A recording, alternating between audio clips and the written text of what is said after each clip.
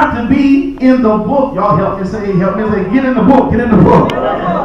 It would be so easy for his name not to be written in the Lamb's book of life. Yeah. Well, starting off with the text. Moses, amen, understood through Aaron, and I, for the life of me, Aaron had an excuse. Yes, Aaron said, them stiff-necked, hard-headed folk that you've been, traveling with and brought them clear out of Egypt, and there was a cause of me. The Bible said that Aaron is the one that told them to take the rings and stuff out of the ears. Yeah. Aaron was the one that gathered all the gold up and made the golden calf. It was Aaron, amen, that did it. And I wondered, and Moses was like, why in the world would you allow, knowing what God has done for us, knowing where God has brought us out from, knowing how God has fed us, amen, he was bread in a starving land, little witness in the house, water in dry places. Why would you allow the enemy to tell you something different? Help me say yes, Lord. Yes, Lord. Moses got upset with Aaron, amen. But when God was about to cut that off, destroy him, Moses stepped in because of what Aaron did. Moses stepped in and talked to God again. Went back up on the mountain and had a conversation with God. Moses said, I tell you what, God, if you do anything to the people, I want you to blot my name also out of the book.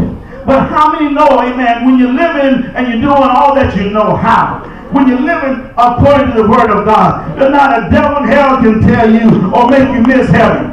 The reason why I'm living saved is to make it to heaven. How about you? Yes, the reason why I'm going through what I'm going through is to make it to heaven. How about you? Yes, you're going to have some weary days and some lonely nights. Trouble is going to be on every side. But if I can just hold on, somebody shout, hold on. Hold on. I know the God of the Bible, he's able, amen, to bring us out.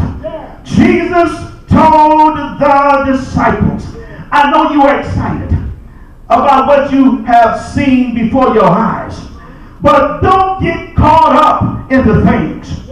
Don't get caught up in the positions and titles. Don't get so busy that you can't remember where God has brought you from. Help me say, yes, Lord. Yes, Lord. The Lord gave them power to tread on serpents. Power to overcome the enemy. People of God, time is winding up. We are closer for the return of the Lord than ever before. Yes, sir. I've never seen in my short years of ministry saints going through so many. Leaders are being attacked constantly.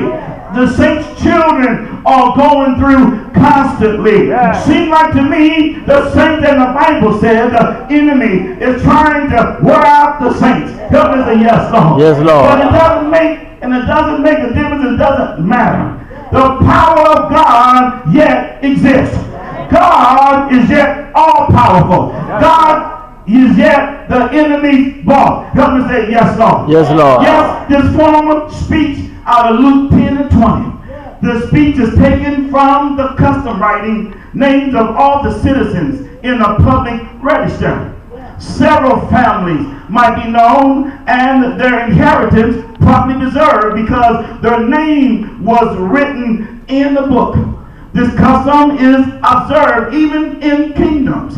Every child that is born in a land is ordered to register with the names of his parents and the time when they were born and registered, amen. The register was generally kept in the parish of churches. Help me say yes, Lord. Yes, Lord. You'll find in Philippians 4 and 3 and Revelations 3 and 5. You'll find also in Deuteronomy 3 and 5, 9 and 14, 25 and 19, 29 and 20. 2 Kings 14 and 27, Psalm 69 and 28. You'll find often there talks about a register and a book. Help me say yes, Lord. Yes, Lord. God wants us to understand, amen, that we are in warfare. And the warfare now is trying to trick the saints to thinking they're more than what God made you. Help me say yes.